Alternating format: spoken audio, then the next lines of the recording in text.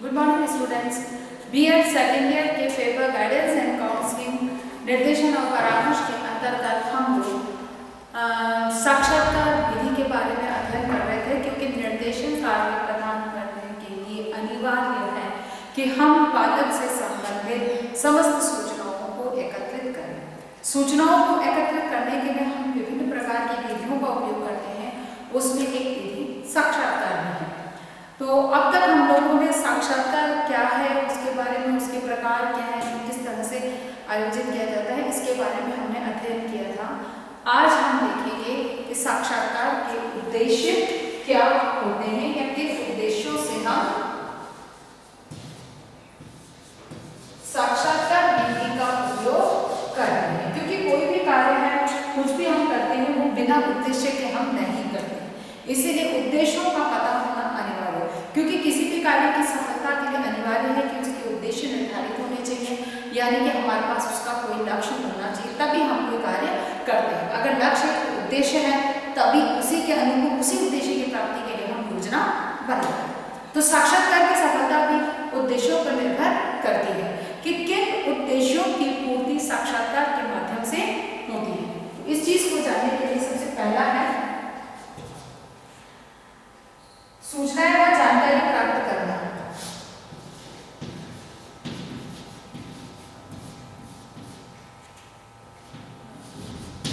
सूचनाएं व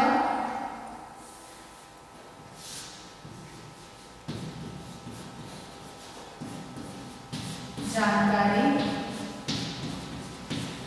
प्राप्त करना, क्योंकि सूचना और जानकारियों को प्राप्त करने के लिए अनिवार्य है कि हम साक्षात्कार का सहारा लेते हैं। कि कोई कई बार सूचनाएं हमको एकत्रित करनी होती है, जानकारी प्राप्त करनी होती है, तो हम कहना चाहिए ऑब्जर्वेशन मेथड से हम नहीं कर सकते, हम देख कर उसके बारे में अंदाज नहीं लगा सकते। तो कई बार अनिवार्य होता है कि हमको प्रत्यक्ष वार्तालाप या प्रत्यक्ष चर्चा करनी अनिवार्य होती है। इसीलिए सूचना और जानकारी प्राप्त करने के लिए इसका उपयोग किया जाता है। फिर बाद में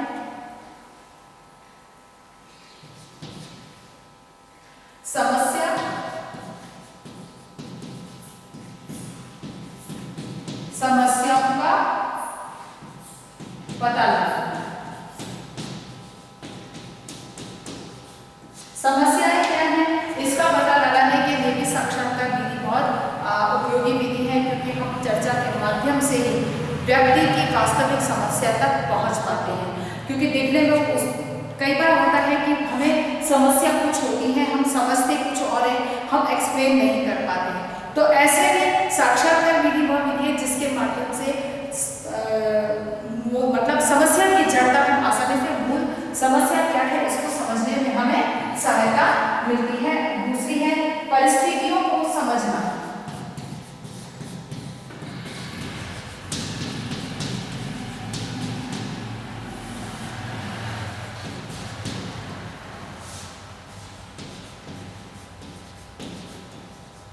परिस्थितियों को समझने में भी साक्षात्कार विधि सहायता करती है कि हम चर्चा के माध्यम से वास्तविक स्थिति क्या है, होनी क्या चाहिए, है क्या, होगी क्या, इन सब बातों के बारे में हम विचार करके, चर्चा करके और पता लगा सकते हैं।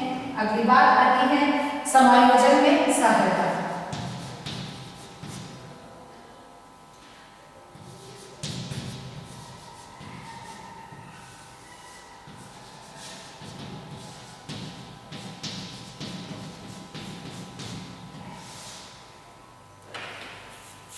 समायोजन में सहायता, क्योंकि कई बार होता है कि व्यक्ति समस्या क्या है, समस्या के साथ में या परिस्थिति के साथ में समायोजन नहीं कर पाता है, उस परिस्थिति को एक्सेप्ट नहीं कर पाता है या वो परिस्थिति के अनुकूल स्वयं को नहीं ढाल पाता है।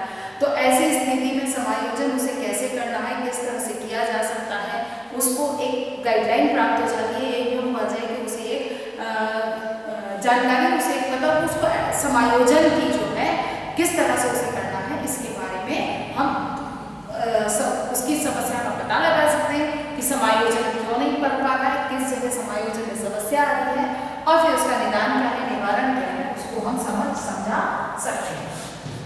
अगली बात आती है समस्या के मूल कारण का पता लगाना।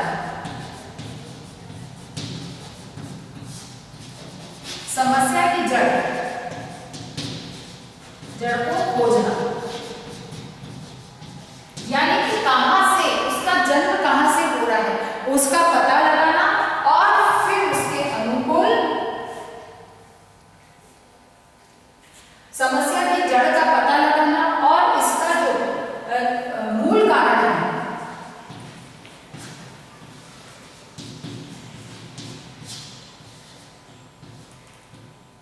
का निदान करना, यानी कि मूल कारण को लोप करना।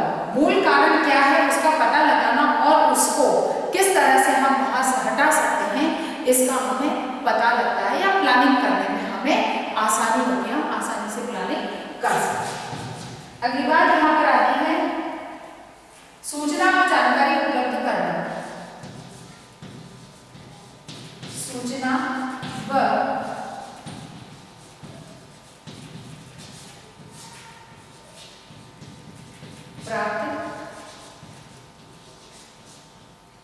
अच्छा, सूचना व जानकारी प्राप्त करना डबल आ गया, सॉरी हम लिख चुके हैं इसको, ठीक है। परामर्श की प्रक्रिया हेतु जान पहचान या संबंध स्थापित करना। संबंध स्थापित करना, ठीक है ना। संबंध स्थापित करना के लिए भी साक्षात्कार का सहारा लिया जाता है, क्योंकि निर्देशन या परामर्श का कार्य करते हैं तो उसके लिए अनिवार्य है कि जिस परामर्श प्रार्थी को के साथ में परामर्शकर्ता के दाता के कुछ संबंध है वो मधुर होने चाहिए, तभी आप किसी को निर्देशन या परामर्श प्रदान कर सकते हैं। तो इसके लिए अनिवार्य है कि साक्षात्कार विधि वह है जिसके माध्यम से एक मधुर संबंधों की स्थापना की जा सकती है। नेक्स्ट बात आती है नियुक्ति या चयन के लिए।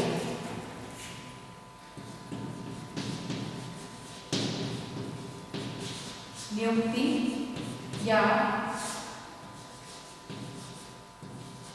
चयन, ठीक है ना। किसी भी पद, स्थान, संस्था में नियुक्ति या चयन के लिए साक्षात्कार का सहारा लिया जाता है। फिर बाद में है प्रवेश प्रक्रिया है। प्रवेश प्राप्ति के लिए किसी भी संस्था में प्रवेश प्राप्त करने के लिए साक्षात्कार का उपयोग किया जाता है। जनरली ऑनलाइन एग्जाम या कोई भी एग्जाम होता है तो जैसे पीटीटी है, डीटीएस, जी, इनके अंतर्गत हम एग्जाम क्लियर करने के बाद सीधा प्रवेश हमें प्राप्त होता है। लेकिन जैसे एमबीए वगैरह है, ये कैट जैसे सब एग्जाम्स को क्लियर करते हैं तो उसके बाद उन्हें एक बाकायदा साक्षात्कार इंटरव्यू का सामना करना पड़ता है। आरएएस के एग्जाम को क्लियर करने के बाद आपको इंटरव्यू का सामना करना पड़ता है। तो इसी तरह से किसी भी संस्था या पद पर नियुक्ति के लिए या फिर किसी संस्था में प्रवेश प्राप्त करने के लिए साक्षात्कार का उपयोग किया जाता है। फिर बाद में है व्यक्ति की भावनाओं को समझना।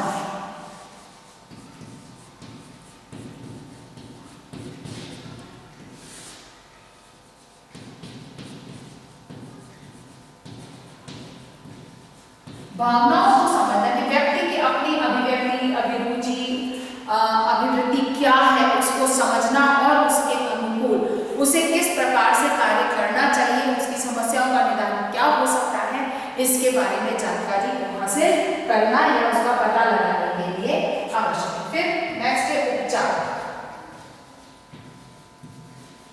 किसी भी बीमारी के ट्रीटमेंट के लिए, किसी भी समस्या के ट्रीटमेंट के लिए साक्षात्कार का उपयोग किया जाता है या साक्षात्कार की विधि का उपयोग किया जाता है। समस्याओं के निदान के लिए हो गया। फिर बाद में है एकत्रित तथ्यों की पुष्टि के लिए।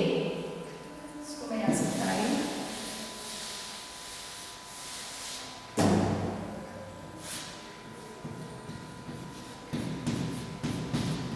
एकत्रित तथ्यों की पुष्टि के लिए, ठीक है। एकत्रित तथ्यों की पुष्टि के लिए यानी कि जो भी जैसे पूर्व में तथ्य एकत्रित किए गए हैं उनकी पुष्टि के लिए कि क्या सत्य है या उनमें कुछ परिवर्तन आया है या वह असत्य है, उनमें कुछ अन्य सूचनाएं हैं, तो इन चीजों की पुष्टि या स्पष्ट करने के लिए भी साक्षात्कार का उपयोग किया जाता है। फिर बाद में मनोवैज्ञानिक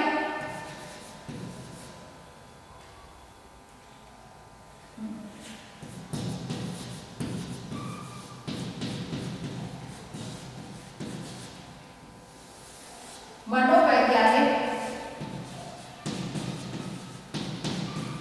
दोषों का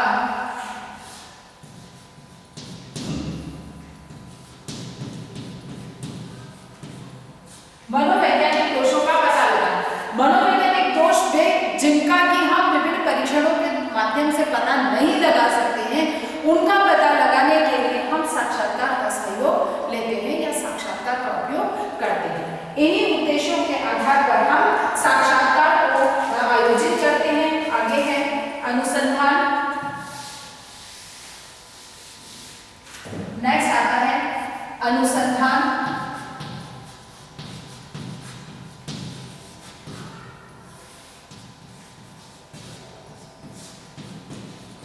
जब हम किसी प्रकार का अनुसंधान कर रहे हैं या कुछ हम रिसर्च कर रहे हैं तो उसमें हम साक्षात्कार विधि का उपयोग करते हैं, यानी कि इस विधि के माध्यम से हम तथ्यों का या आंकड़ों का संकलन करते हैं।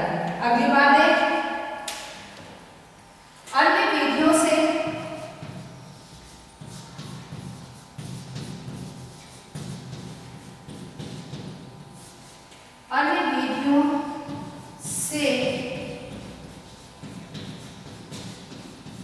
एकत्रित तथ्यों की कमी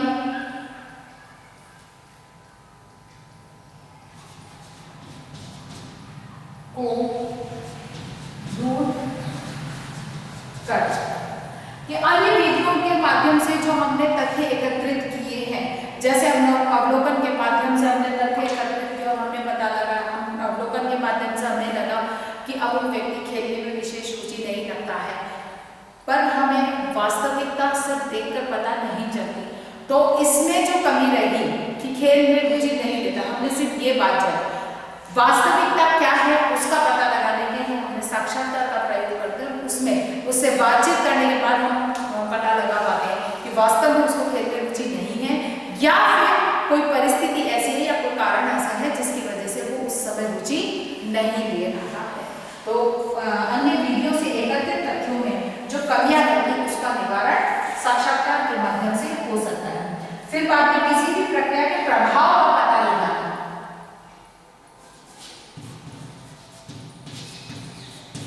प्रक्रिया के प्रभाव का पता, यानी कि कोई भी प्रक्रिया हमने उपयोग में ली है, हमने आयोजित की है, कोई कार्य कर रहे हैं, तो उसका प्रभाव किस तरह से और क्या पड़ रहा है, इसका पता लगाने के लिए भी साक्षात्कार का पता का आयोजन किया जाता है। जैसे कि कोई नया न्यू टेक्निक चालू है, जैसे कि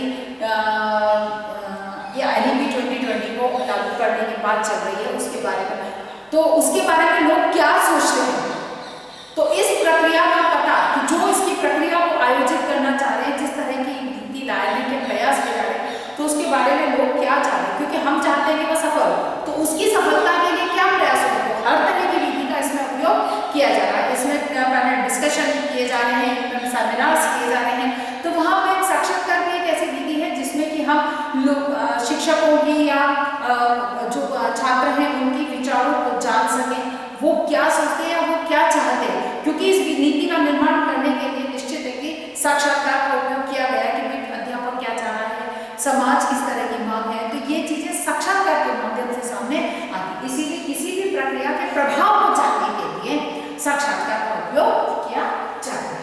अगली बात इसमें जो आती है वह है जनसंचार माध्यमों के समाज और मनोविज्ञान पर प्रभाव।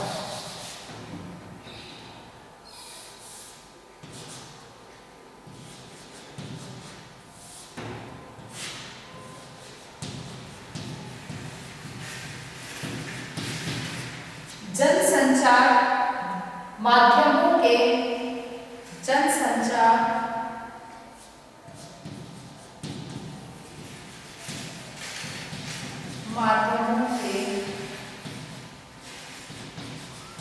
सामाजिक व मनोवैज्ञानिक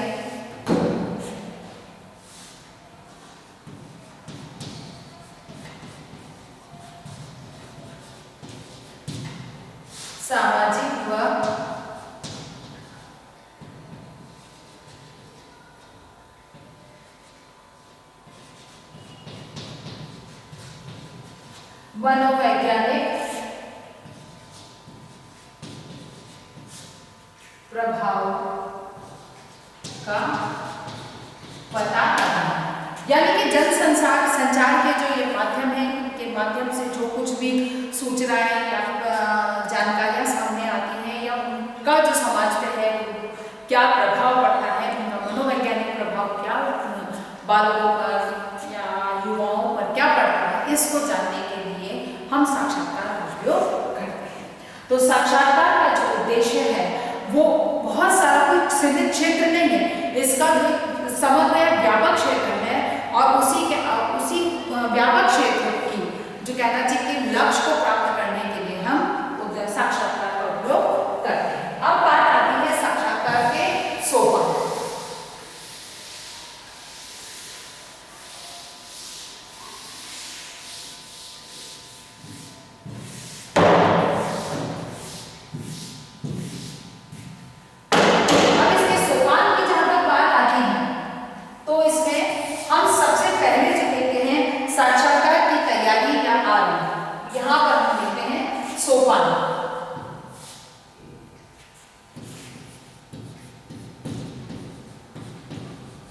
साक्षात्कार के सोपान, उसमें सबसे पहले है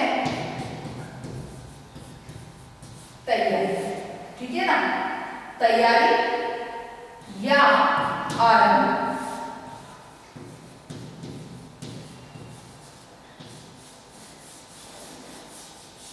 साक्षात्कार की तैयारी कैसे की जाती है, यानी कि किस तरह से हम, क्योंकि साक्षात्कार है कि वो बिना तैयारी के या बिना प्लानिंग के हम इस कार्य को संपन्न नहीं कर सकते, इसीलिए इसको किस तरह से इसकी तैयारी की जाती है, क्योंकि पहला जो सोपान है उसका वो यही है कि साक्षात्कार की तैयारी कैसे की जाती है। इसमें सबसे पहला जो पॉइंट आपका आता है वह आता है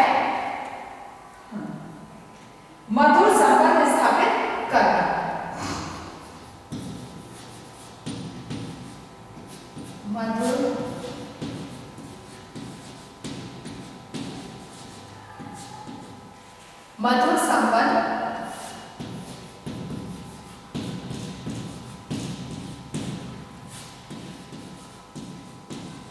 मधुर संबंध स्थापित करना, क्योंकि साक्षात्कार के लिए सबसे पहली शर्त है कि आप जिससे साक्षात्कार करना चाह रहे हैं उससे संबंध आपके अच्छे होने चाहिए। अब मधुर संबंध स्थापित करने के लिए आप क्या प्रयास करेंगे, तो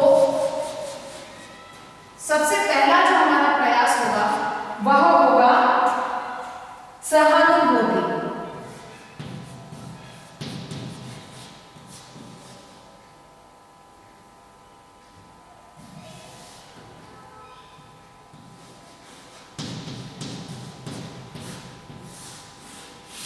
सबसे पहली चीज जो आगे वहां आती है सहानुभूति, कि जिसका हम साक्षात्कार करना चाह रहे हैं उसके साथ हमें सहानुभूतिपूर्ण व्यवहार, सहानुभूति से मतलब है कि यहाँ पर उसके साथ में एक सामान्य और सहज वातावरण का निर्माण करना अनिवार्य है। अब वो जो सोच रहा है, वो जिस तरह की प्रतिक्रिया दे रहा है, उसके साथ में एक समर्थनात्मक व्यवहार आपका होना चाहिए, जिससे कि उसे लगे कि हाँ ये मेरी बात को सुन रहा है, मेरी बात को समझ रहा है। जब ये चीज महसूस होती है तभी वह खुलकर अपनी बात किसी से कह पाता है। इसीलिए एक सहानुभूतिपूर्ण जो व्यवहार है उसका प्रदर्शन किया जाना अनिवार्य है। दूसरी बात जो इसके अंतर्गत आती है वह है विश्वास।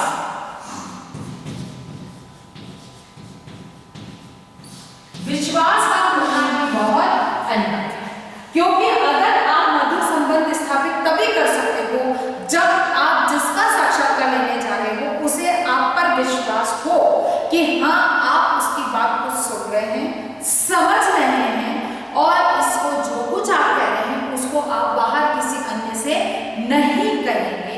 जो बात आपको बताई जा रही है वो बात आप तक ही रहेगी, यानी कि दोनों को आपस में विश्वास हो। वही साक्षात्कारकर्ता को भी विश्वास होना चाहिए कि अगला बंदा मुझे एकदम सही सूचनाएं प्रदान करेगा, यानी कि उस पर यह विश्वास होना चाहिए कि आप जो कुछ कह रहे हो वह उस पर मुझे विश्वास है, और साक्षात्कार देने वाले को यह विश्वास रहे कि मैं जो कुछ कह रहा हूँ वो कहीं और इसका गलत न किया जाए। इसीलिए इसमें मधुर संबंध स्थापित करने के लिए विश्वास का होना भी बहुत अनिवार्य है। अगली बात इसके अंतर्गत है वह है स्वीकृति।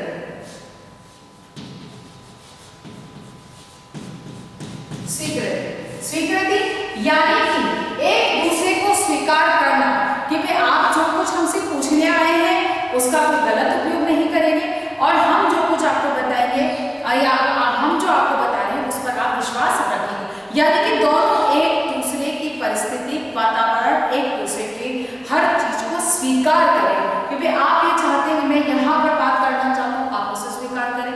आप चाहते हैं कि इस समय पर बात किया जाए तो वो मेरे को इंटरव्यू दो, तो वो मतलब कि एक दूसरे की बात को स्वीकार, एक दूसरे को स्वीकार करना बहुत अनिवार्य है। जब तक कि साक्षात्कारकर्ता और साक्षात्कार देने वाला दोनों एक दूसरे को स्वीकार नहीं करेंगे तब तक ना तो सहानुभूतिपूर्ण वातावरण बन सकता है और न ही विश्वास उत्पन्न हो सकता है। इसीलिए एक दूसरे को स्वीकार करना अनिवार्य है।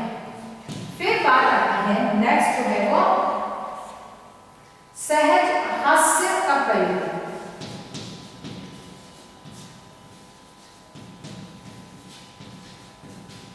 एक गंभीर जब वातावरण बन जाता है तो उस गंभीर वातावरण के अंदर सहज बात करना संभव नहीं होता है। इसीलिए वातावरण को हल्का फुल्का बनाए रखने के लिए अनिवार्य है कि हास्य का प्रयोग भी किया जाए। अगली बात इसके अंतर्गत आती वह है भय। दोनों को एक दूसरे का भय होना चाहिए कि मैं जो मतलब कि हम ना तो भय से पूर्ण वातावरण होना चाहिए कि कोई बता रहा है तो फिर मुझे सही सूचना, अगर मैंने कोई सूचना दे दी तो कहीं ये बार डिस्क्लोज कर देगा, मेरी सारी बात हो जाएगी, ये भय नहीं होना चाहिए। फिर ये सामने वाले को सही सूचनाएं प्रदान करने के लिए ये बात स्पष्ट करनी चाहिए कि अगर आपने गलत सूचना दी तो निश्चित है कि हाँ जो परिणाम है वो गलत आ सकता है। तो कहने का मतलब कि एक तरह से सही सूचना प्राप्त करने के लिए भय का उपयोग किया जाना चाहिए, दूसरी तरफ भय मुक्त वातावरण होना चाहिए जिससे कि सही सूचनाएं सामने आए। तीसरी या अगली बात जो इसके अंतर्गत आती है वह है आश्चर्य।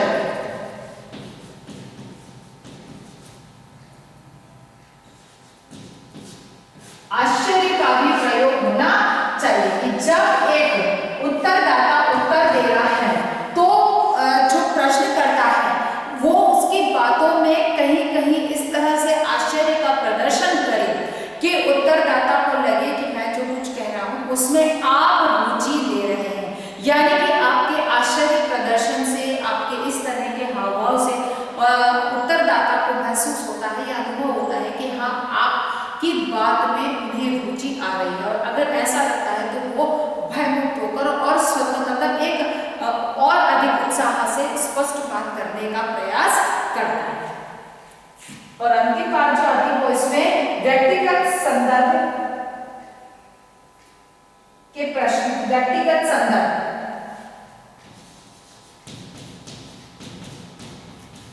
व्यक्तिगत संदर्भ, ठीक है ना। व्यक्तिगत संदर्भ यानी कि एक व्यक्तिगत रूप से संबंधों का स्थापित होना अनिवार्य है। व्यक्तिगत संदर्भ यानी कि उसके जो व्यक्तिगत सूचनाएं हैं उनको जो है उसका संदर्भ, उसके संबंध स्थापित होने चाहिए या उसके आधार पर एक उसको लगना चाहिए कि हाँ मुझे व्यक्तिगत रूप से ये अटेंशन देना चाहता है, ये मेरी समस्या का समाधान करना चाहता है। तो ये अनुभव जब होगा तभी उसका निवारण हो पाएगा या यूँ कहा जाए कि संबंध स्थापित हो पाएंगे। और अंतिम बात जो इसमें है वह है प्रश्न पूछना,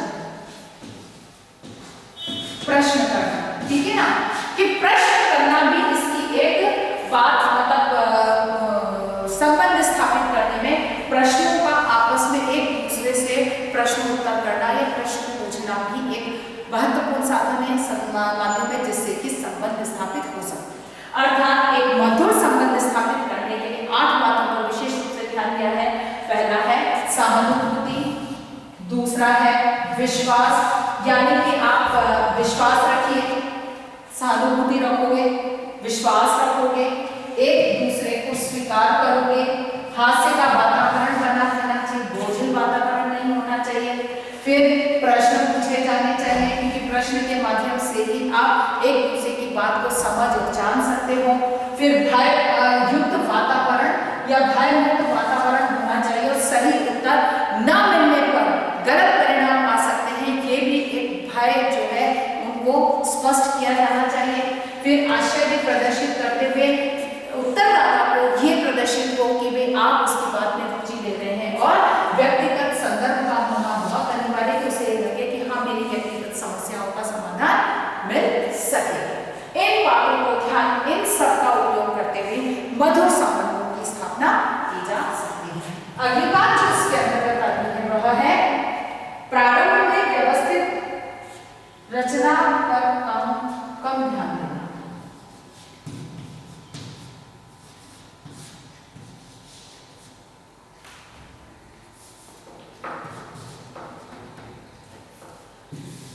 चलिए आज हम यहीं तक अपनी बात को रखते हैं, कल हम इससे आगे और करेंगे, क्योंकि अभी ये काफी लंबा है सोपान इसमें, तो हम अभी इस चीज को यहीं तक रखते हैं। कल हम और आगे करेंगे, उसके आधार पर एक प्रश्न जो है वो बनेगा आपका।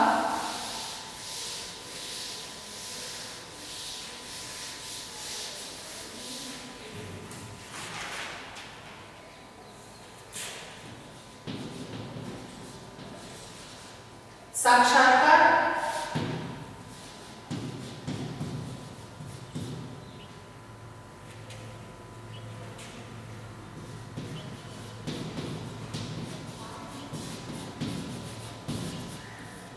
विधि के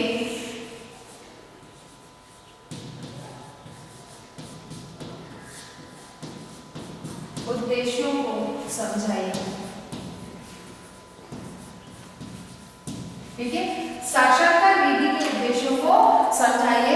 अपनी बात को समाप्त करने से पहले कोविड-19 की इस महामारी के दौर में अपने आप को सुरक्षित रखें। बहुत अधिक आवश्यकता होने पर ही घर से बाहर निकलें। घर से बाहर निकलते हैं तो 3 बातों का ध्यान रखें, मुंह पर मास्क लगाएं, सोशल डिस्टेंसिंग का पालन करें और अपने हाथों को समय समय पर सैनिटाइज करते रहें। स्वस्थ रहें, सुरक्षित रहें।